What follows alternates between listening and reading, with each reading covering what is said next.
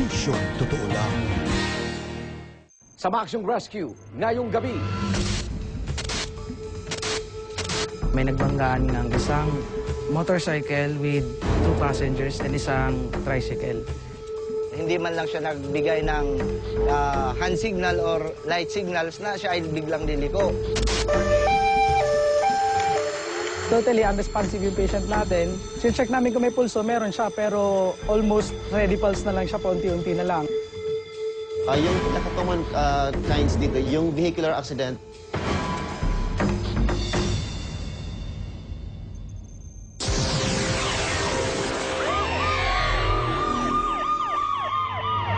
Ang Naga Rescue araw-araw na nakaalerto para matiyak ang kaligtasan sa kanilang lugar. Sa kanilang pagmamadiyang isang gabi, saksi sila sa isang aksidente. Ang pagsalpukan ng tricycle at motor, kuwang-kuwa sa CCTV.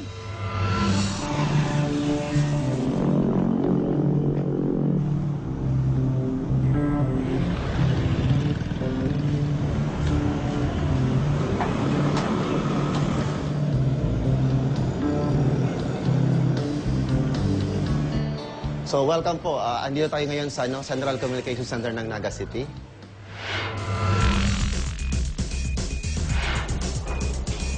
Yung Naga City Rescue, it was established 2010. It was put into operation because na-identify natin na kailangan talagang may 24/7 na emergency service na dedicated talaga na mag-run just in case the need arises. Ito po yung nag-serve na Tactical Operation Center ng Public Safety Office ng Naga City. So, ang main function po nito is mag-serve ng parang American 911. Ibig sabihin po, dito po tumatawag yung mga residente na naka-witness ng aksidente or ng anumang mishap na kailangan ng immediate concern. All the time po, nakamonitor kami sa Bureau of Fire, sa PNP, sa mga medical services and sa mga kabalikat radio groups.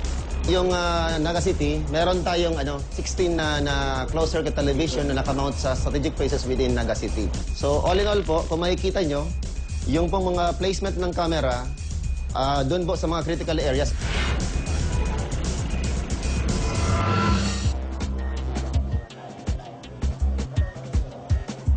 Part of our team na dinideploy po namin sa communication center, assigned po sa CCTV management, nakita nila on the spot na may nagbanggaan ng isang motorcycle with 2 passengers and isang tricycle.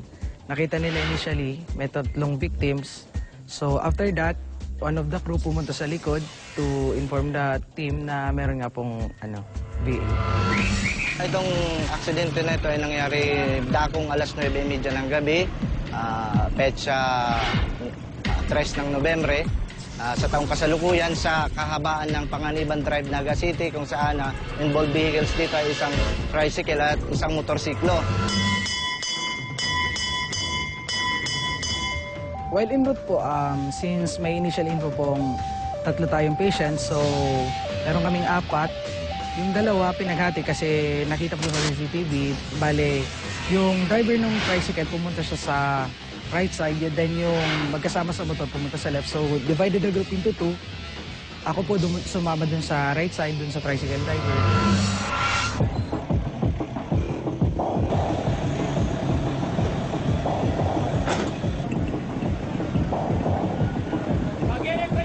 So, upon touchdown po, pag tingin namin dun sa tricycle driver, assessment namin siya, conscious naman siya.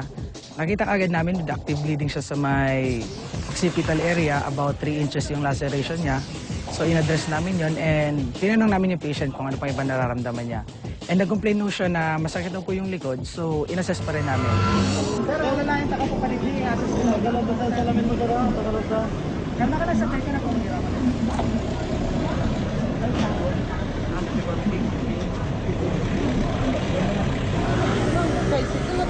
Sir, teka man, sir. Tapainit. That's it. May telepono naman para mapunan ko. Ikaw tapos na kunya ko na sa bed. Kuha daw nila sa telephone number. Pagkikasa. Patindol ko kasi sir, kasi insert class pa nila mga nakapag-iisip pa. Yung spinal cord niya po is inline, pero meron kami nakitang bukol sa right lower part ng likod niya. So, yung ginawa ho namin is para may mobilize na yung patient, in-apply namin yung C-collar, then pinatayo yung patient kasi impractical tsaka mas matatagalan kung papaupuin muna namin yung patient, then ihihiga bago mag-spine board. Kasi po, kung ihihiga natin yung patient, it will be very timely and at the same time, pwede pa siya mag-cause ng additional pain sa patient kasi makukompress. Habang nakatayo siya, para maintain yung inline ng spinal cord is may nag-heavy mobilization. At the same time, in-insert natin sa likod yung spine board. Pag nakatouch na yung likod niya sa spine board, dahan-dahan ho natin hinihiga yung patient, maintaining heavy mobilization.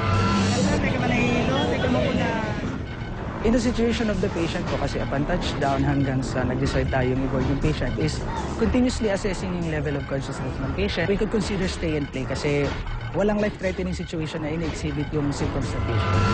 So upon na naiload na namin sa ambulance, nag-transfer kami dun sa kabilang patient. Dun po sa kabilang side is we have two patients, the driver and yung back rider niyang babae. So una, in-assess namin yung babae kasi pagdating namin, tinuro ng lalaki yung kasama niyang babae. Sabi niya po is masakit yung bibig niya. Inspecting the oral cavity of the patient, wala po tayong nakita yung nag-chipped off na part ng teeth. So considering those types of injuries, it's minor and nevertheless, it's no longer life-threatening. So after na matreat namin yung second and third patient, dumating na din po yung Bureau of Fire. So nag-endorse kami ng mga na-assess namin dun sa female patient, which is the back rider. In-endorse namin sa crew ng EMS ng BFP. Then, sila na po yung nagdala.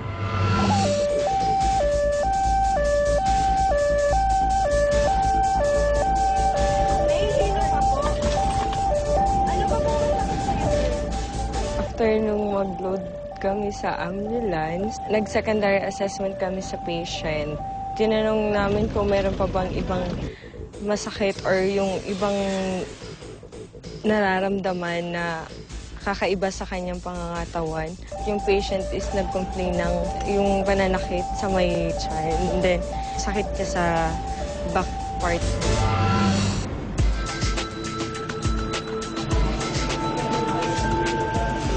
After namin po ma-endorse yung patient dun sa hospital, nagkaroon uli ng vital signs assessment, then head-to-toe assessment dun sa patient.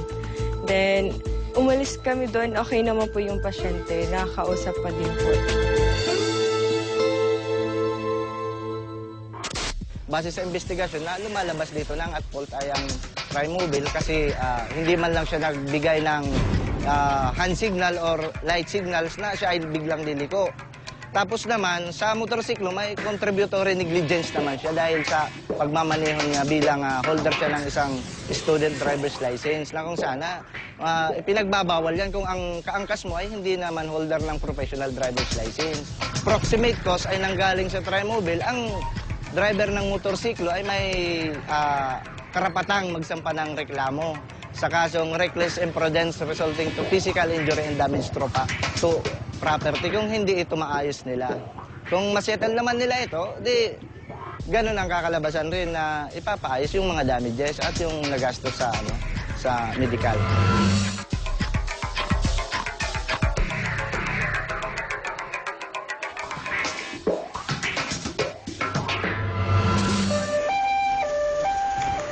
Totally unresponsive yung patient natin. Check namin kung may pulso, meron siya, pero almost ready pulse na lang siya, paunti-unti na lang.